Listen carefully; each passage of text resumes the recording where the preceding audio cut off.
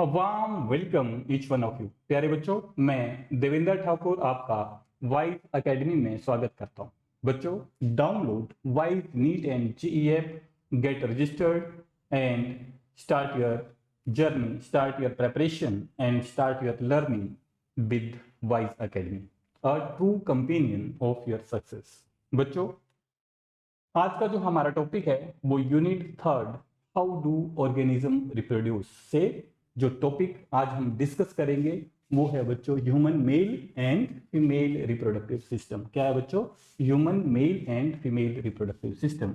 तो let us start with our first part, human male reproductive system. जो human male reproductive system होता है बच्चों, it comprises of a pair of testis. क्या है इसमें?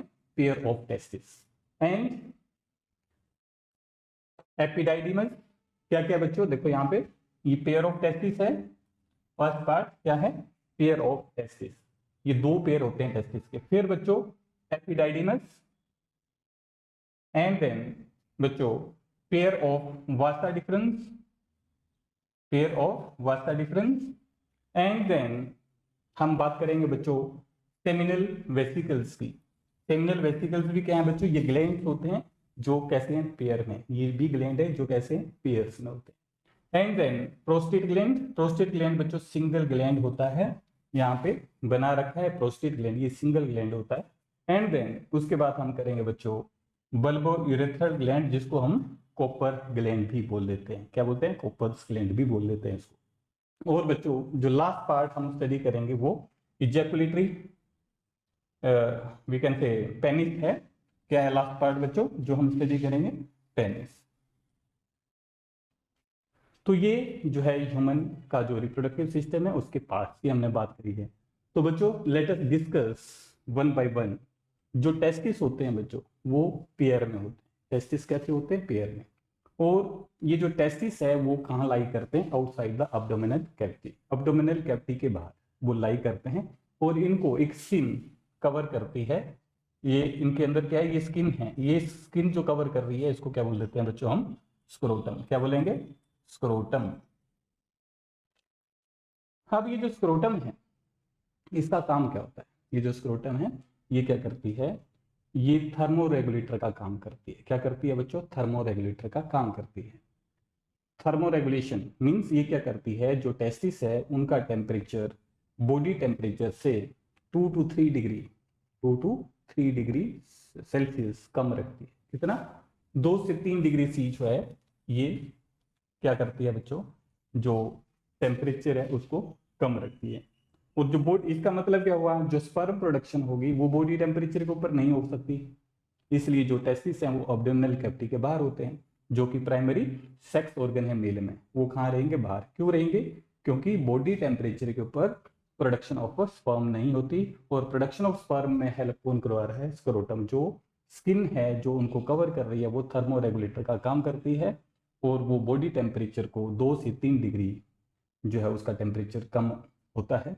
और वो टेम्परेचर प्रोडक्शन ऑफ स्पर्म के लिए जो है वो जरूरी होता है। ठीक है। तो अब बात करें हम बच्चों स्पर्म की।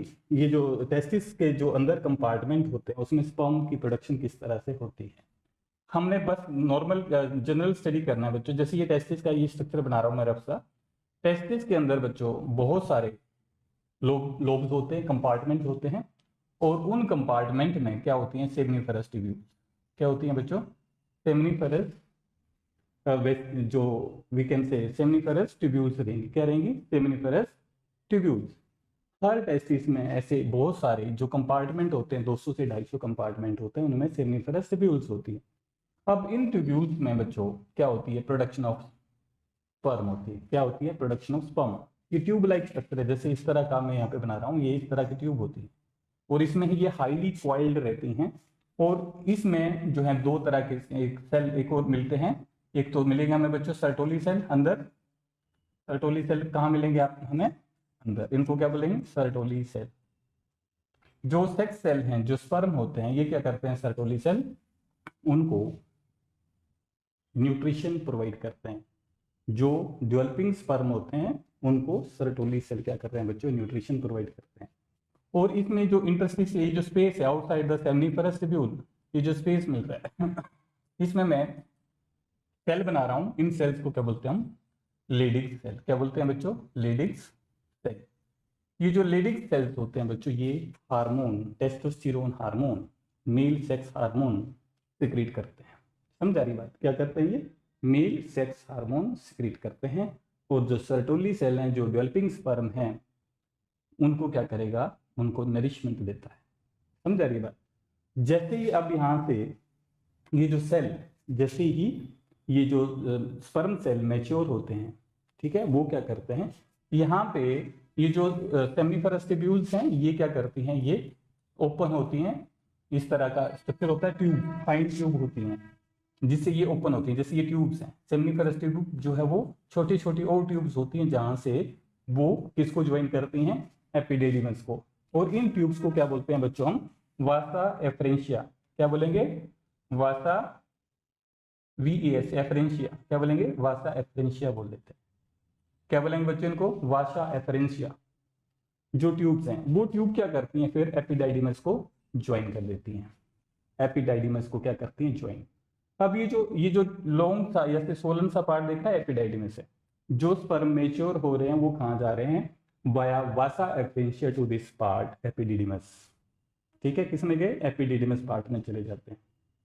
और एपिडिडिमस से होते हुए ये कहाँ जाएंगे बच्चों? एपिडिडिमस से होते हुए वाया वासा डिफरेंस, ये जो ट्यूब्स होती हैं, इनसे होते हुए कहाँ जाएंगे? ये इनसे होते हुए ये अभी तक ये ध्यान रखना, ये स्पर्म ही है। क्या बोलेंगे इनको? अभी तक स्पर्म ही है, सीमन नहीं बोलेंगे। जब ये यहाँ पहुंचते हैं बच्चों, जहाँ पे क्या है हमारे पास? Seminal vesicle. ये ग्लैंड होते हैं, 3 तरह के ग्लैंड होंगे, सेमिनल वेसिकल, प्रोस्टेट ग्लैंड और बल्बोयूरेथ्रल ग्लैंड।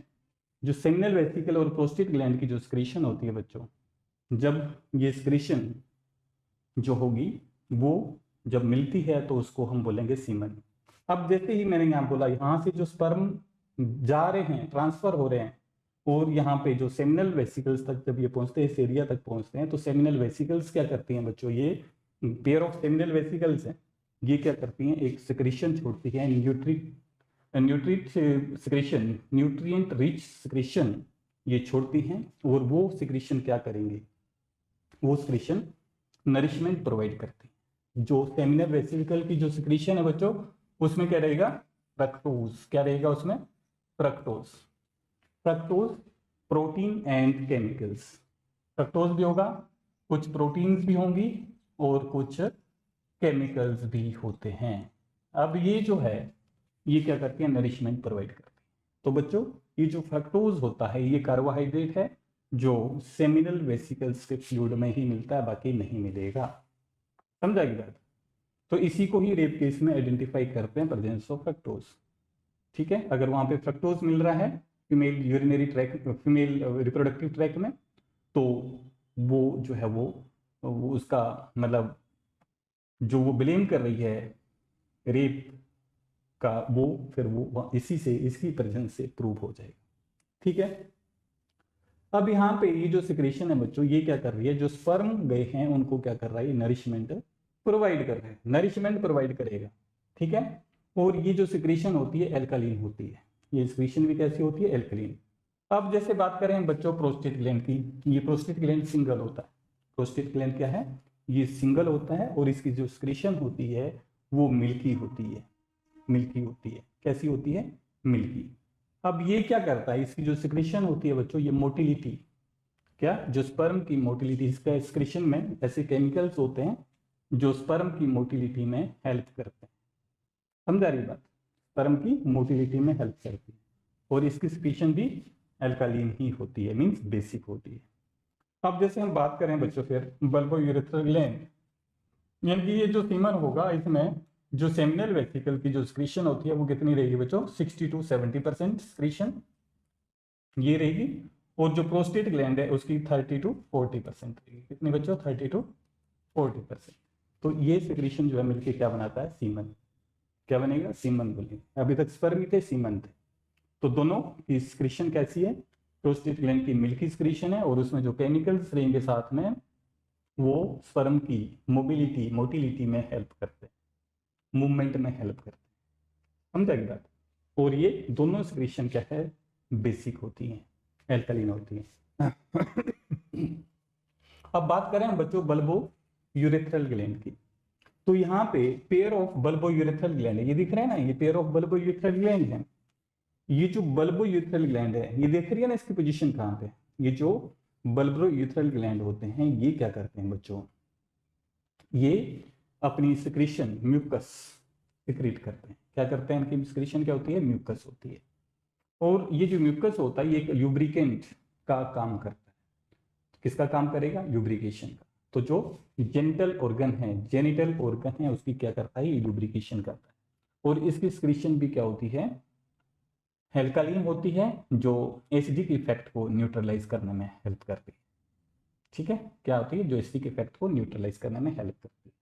क्योंकि आपको पता है कि जैसे यहाँ पे अगर बैक्टीरिया भी यहाँ पे हैं, तो बैक्टीरिया जैसे हमने माउथ के टाइम में पढ़ा था कि जो माउथ में बैक्टीरिया अपनी एक्टिविटी से एसिड क्रिएट कर देते हैं, ठीक है, और वो हार्मफुल होता है। यहाँ भी एसिड क्रिएट हो रहा है, वो जो बन रहा है उसको वो न्यूट्रलाइज कर देते हैं, उस इफेक्ट को ये क्या करेंगे, नलीफाई कर देते हैं। तो बच्चों ये ह्यूमन रिप्रोडक्टिव सिस्टम की हमने बात करी है।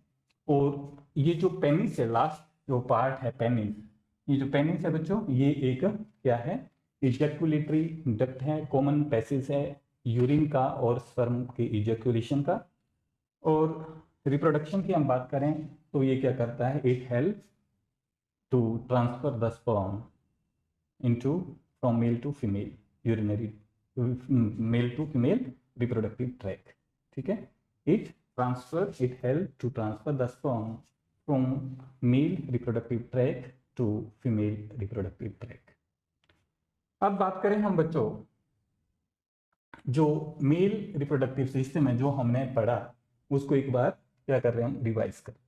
जो मेल रिप्रोडक्टिव जो ऑर्गन होता है बच्चों, उसमें क्या क्या है, main reproductive organ in male is what, pair of testis, जो हमने पढ़ा। They are present in scrotal sac outside the body and contain seminiferous tubules as a structural and functional unit। क्योंकि ये मैंने दो रीजन इसका आंसर बता दिया कि ये जो प्राइमरी सेक्स ऑर्गन होते हैं जैसे टेस्टिस होते हैं मेल में, वो आउटसाइड द अब्डोमिनल कैविटी क्यों रहते हैं, क्योंकि उनका टेम्परेचर उस बॉडी टेम्परेचर के ऊपर वो स्पर्म प्रोडक्शन नहीं कर सकते। और जो स्क्रोटल सैक होती है जिसको हम कवरिंग बोलेंगे, स्किन स्क्रोटम बोला मैंने जिसको, वो क्या करती है, एक थर्मो रेगुलेटर का काम करती है।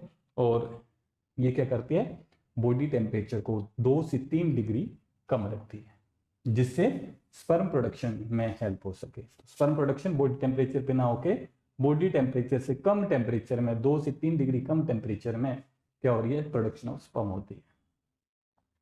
अब male sex cell sperms are produced by the seminiferous tubule and matured in epididymis.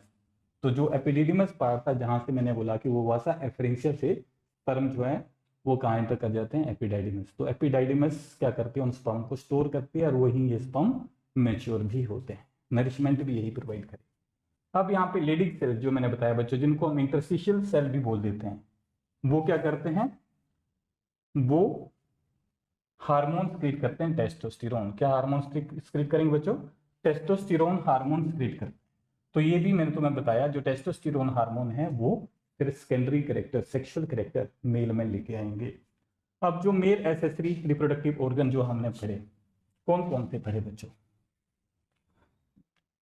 Prostate gland पढ़ा हमने, ठीक है, prostate gland, seminal vesicles gland, ठीक है। तो एक और बल्बो यूरेथ्रल ग्लैंड, ये क्या है, एसेसरी पार्ट हैं। पेनिस पढ़ा हमने, जो कोपुलेटरी ऑर्गन भी है और साथ के साथ हमारे पास यूरिन पास करने के लिए भी। अब जो डक्ट हैं वो हमने पढ़ा बच्चों, मेल में जो डक्ट होते हैं वासा डिफरेंस है, यूरेथ्रा है, ये मेन डक्ट होते हैं। और जो सिंगल वासा डिफरेंस जो it carry sperm from respective testis to urethra, and urethra act as a common passage for semen and urine. तो ये हमने स्ट्रक्चर पढ़े बच्चों। अब हम नेक्स्ट बात करेंगे फीमेल रिप्रोडक्टिव सिस्टम की। जो फीमेल रिप्रोडक्टिव सिस्टम बच्चों, it comprises of pair of ovaries. क्या है बच्चों इसमें, इसमें क्या है, पेयर ऑफ ओवरी। ओवरी जो है ये प्राइमरी सेक्स ऑर्गन होते हैं फीमेल में। पर जैसे मेल में जो प्राइमरी सेक्स ऑर्गन थे वो कौन थे, टेस्टिस, पर वो कहाँ लाई कर रहे थे, आउटसाइड द अब्डोमिनल कैविटी। पर ये जो हैं ओवरीज, ये फीमेल में अब्डोमिनल कैविटी नहीं रहते, समझा जाएगा। तो pair of ovaries these are what, primary sex organ in females. पूरी ए, फिर उसके बाद जो रहेगा बच्चों पेयर ऑफ फैलोपियन ट्यूब्स, क्या करेंगे हम, पेयर ऑफ फैलोपियन ट्यूब्स। फिर हम करेंगे बच्चों यूट्रस, क्या करेंगे, यूट्रस, फिर सर्विक्स एंड देन वेजाइना। तो बिल्कुल सिंपल है, एंड देन वेजाइना। तो जो फीमेल रिप्रोडक्टिव सिस्टम है उसमें क्या होता है बच्चों, pair of ovary, pair of oviduct, uterus, cervix and vagina. तो ये पार्ट जो है फीमेल रिप्रोडक्टिव सिस्टम के होते हैं। अब बच्चों बात करें हम पेयर ऑफ ओवरीज की। ये जो ओवरीज होती हैं these are what, these are primary sex organ. क्या है बच्चों, यहाँ प्राइमरी लिख रहा हूँ मैं 1 डिग्री, इसका मतलब प्राइमरी सेक्स ऑर्गन। क्या है बच्चों, प्राइमरी सेक्स ऑर्गन होते हैं इन फीमेल। और ये क्या स्क्रीट करते हैं, ये 2 तरह के हार्मोन स्क्रीट करते हैं बच्चों। कौन कौन से, एक तो एस्ट्रोजन, कौन सा हार्मोन, एस्ट्रोजन, और दूसरा बच्चों प्रोजेस्टेरोन। क्या है, प्रोजेस्टेरोन। 2 तरह के हार्मोन स्क्रीट होते हैं, एस्ट्रोजन एंड प्रोजेस्टेरोन। ये जो प्रोजेस्टेरोन हार्मोन है बच्चों, इसको हम क्या बोलते हैं, प्रेगनेंसी हार्मोन। क्या है बोलते हैं इसको, प्रेगनेंसी हार्मोन। जैसे मैं यहाँ पे बात करूं बच्चों, जैसे ये आपके पास पोज ओवरी है, इसमें फोलिकल होते हैं, प्राइमरी फोलिकल, जैसे 1 डिग्री लिख दिया मैंने। फिर ये फोलिकल जैसे ही ग्रो करता है सेकेंडरी फोलिकल में कन्वर्ट हो जाएगा, फिर टर्शियरी फोलिकल में कन्वर्ट हो जाएगा, फिर ग्राफियन फोलिकल में कन्वर्ट हो जाता है। जब ये ग्राफियन फोलिकल में कन्वर्ट होता है तो बच्चों यहाँ से एग रिलीज होता है। क्या रिलीज हो जाएगा बच्चों, एग, यानी कि ये फीमेल गेमेट है। अब ये जो, जब इस ग्राफियन फोलिकल ने, क्या बोला मैंने इसको लास्ट को, ग्राफियन फोलिकल, ये जो ग्राफियन फोलिकल है बच्चों, ये क्या कर रहा है, एग रिलीज करके फिर किस में कन्वर्ट हो जाता है, ये कॉर्पस ल्यूटियम। किस में कन्वर्ट हो जाता है ये, कॉर्पस ल्यूटियम। क्या बोलेंगे इसको हम, कॉर्पस ल्यूटियम में कन्वर्ट हो जाता है। कॉर्पस ल्यूटियम है बच्चों, इसमें कन्वर्ट हो जाता है। अब ये जो कॉर्पस ल्यूटियम है, ये जो कॉर्पस ल्यूटियम है, ये क्या स्क्रीट करता है, प्रोजेस्टेरोन। क्या करेगा स्क्रीट, प्रोजेस्टेरोन हार्मोन। प्रोजेस्टेरोन हार्मोन ये रिलीज करता है, जी लिख देना बच्चों यहाँ पे, प्रोजेस्टेरोन हार्मोन है, ये प्रोजेस्टेरोन हार्मोन रिलीज करता है, जिसको हम क्या बोलते हैं, प्रेगनेंसी हार्मोन भी बोल देते हैं। तो 2 तरह के हार्मोन है, एक estrogen hormone which is responsible for secondary sexual character in females, secondary sexual character in female, जैसे जो मैंने बोला था डेवलपमेंट ऑफ ब्रेस्ट, और जो हिप साइज है वो वाइड हो जाएगा, fat deposition on buttocks and thighs area, ठीक है। और भी जो मैस्कुलिन कैरेक्टर, जो फेमिन कैरेक्टर होते हैं, फेमिन कैरेक्टर मीन्स फीमेल के जो कैरेक्टर होते हैं उसमें वो सेकेंडरी सेक्स कैरेक्टर होते हैं, ठीक है। तो वो कौन हेल्प कर रहा है हमको डेवलप करने में, एस्ट्रोजन। तो एस्ट्रोजन इस तरह से काम करे। अब जैसे ही बच्चों, अब मैं यहाँ पे बात करूँ कि जैसे ये एग रिलीज हो गया, एग रिलीज हुआ है, तो इसको ये जो पार्ट है, ये जो दिख रहा है ना हमें, इसको क्या बोलते हैं बच्चों, फिम्बरिए। क्या बोलेंगे इसको, फिम्बरिए। तो मैं इसको एक बार डिलीट कर दूं, यहाँ पे दोबारा जो एग बना था बच्चों यहाँ पे, तो इसको क्या बोल रहा हूँ मैं, फिम्बरिए। क्या बोला, फिम्बरिए। ये जो फिंगर लाइक प्रोजेक्शन दिख रही है ना हमें, ये वाली, ये फिम्बरी है। जैसी एग रिलीज होगा तो ये एग क्या करेगा, ये जो फिम्बरी है बच्चों, इसको ये रिसीव करता है, और ये जो फैलोपियन ट्यूब है, इसका ये जो जंक्शन है, इसको एम्पुलरी इस्टेमिक जंक्शन बोल दिया मैंने, एम्पुलरी इस्टेमिक जंक्शन। क्या है ये, एम्पुलरी इस्टेमिक जंक्शन। ये जो एम्पुलरी इस्टेमिक जंक्शन है, ये एम्प्यूला है बच्चों, ये इस्टेमिक पार्ट है, और दोनों के बीच में, ये एम्प्यूला इस्टेमिक, दोनों के बीच में जो जंक्शन है जहां पे ये दोनों मिल रहे हैं, उसको क्या बोलते हैं हम, एम्पुलरी इस्टेमिक जंक्शन। अब जैसे ही रिप्रोडक्शन हुई, स्पर्म जो है फीमेल रिप्रोडक्टिव ट्रैक में चले गए हैं, तो वो स्पर्म क्या करते हैं बच्चों, वो स्पर्म कहाँ पे पहुंचते हैं, वो अगर एम्पुलरी इस्टेमिक जंक्शन में एग और स्पर्म की क्या हुई, फर्टिलाइजेशन होगी, एग और स्पर्म आपस में फ्यूज करके सिंगेमी होगी, जाइगोट बन गया, तो क्या होगी, प्रेगनेंसी हो जाएगी। क्या होगी, प्रेगनेंसी। प्रेगनेंसी कहाँ पे, यहाँ पे होगी। हर फर्टिलाइजेशन जो है वो प्रेगनेंसी नहीं कर लेके आता, पर कौन सा फर्टिलाइजेशन प्रेगनेंसी लेके आएगा, ऐसा फर्टिलाइजेशन जो एम्पुलरी स्टमक जंक्शन में हो, वो इट लीड्स टू प्रेगनेंसी। वो क्या करेगा, प्रेगनेंसी कॉज करेगा। अगर हम बात करें अब यूट्रस की, जैसे यहाँ पे अभी इसको हम टॉपिक को होल्ड कर रहा हूँ, इसके बाद में इसको दोबारा शुरू करूंगा। अब जैसे हम बात करें बच्चों फ्लोपियन ट्यूब की, तो फ्लोपियन ट्यूब्स क्या है, फ्लोपियन ट्यूब्स, ओवरी के बाद हमने फ्लोपियन ट्यूब शुरू करेंगे हम। तो फ्लोपियन ट्यूब्स क्या होती हैं, ये भी पेयर्स में होती है, ठीक है। वो क्या करती हैं बच्चों, इन ओवरी से जो एग रिलीज होता है उनको ये कैरी करती है। और दूसरा फंक्शन यहाँ भी बताया, ठीक है। इसके जो पार्ट होते हैं एम्प्यूला और स्टमक, दो पार्ट होते हैं। फिम्ब्रिया भी है जो फिंगर लाइक प्रोजेक्शन है, जो एग को रिसीव करती हैं फ्लोपियन ट्यूब से। फिर वो एग जो है वो ट्रेवल करता हुआ कहाँ चला जाता है, यूट्रस में। कहाँ चला जाएगा, यूट्रस, जो हम थर्ड पार्ट हम डिस्कस करेंगे।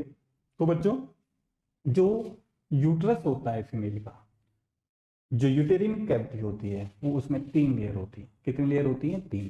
कौन कौन सी लेयर होती है बच्चों, 3 लेयर हैं। जैसे एक तो 2 दे रखी है इसमें, एंडोमेटेरियम, मायोमेटेरियम, और ये जो आउटर लेयर होगी बच्चों, इसको क्या बोलेंगे हम, पेरीमेटेरियम। क्या बोलेंगे इसको, पेरीमेटेरियम। तो 3 लेयर से मिलकर यूट्रस बना होता है, पेरीमेटेरियम, मायोमेटेरियम, एंडोमेटेरियम। तो 3 लेयर्स होती हैं इसमें बच्चों। अब यहाँ पे हम बात करें पेरीमेटेरियम, ये आउटर लेयर है, ठीक है। मायोमेटेरियम, ये जो मिडल लेयर होती है बच्चों, ये वाली, ये मसल से मिलकर बनी होती है। ये मसल कंट्रैक्शन करती है जैसे ही डिलीवरी होती है। तो ये मायोमेटेरियम के जो मसल हैं, under the influence of oxytocin hormone, इनमें स्ट्रॉन्ग कंट्रैक्शन होती है। जैसे जैसे कंट्रैक्शन बढ़ती जाएगी, रिलीज ऑफ ऑक्सीटोसिन भी बढ़ता जाता है, और ये कंट्रैक्शन जो है ज्यादा तेजी से बढ़ती जाती है, और वहां पे फिर वो डिलीवरी में हेल्प हो जाती है।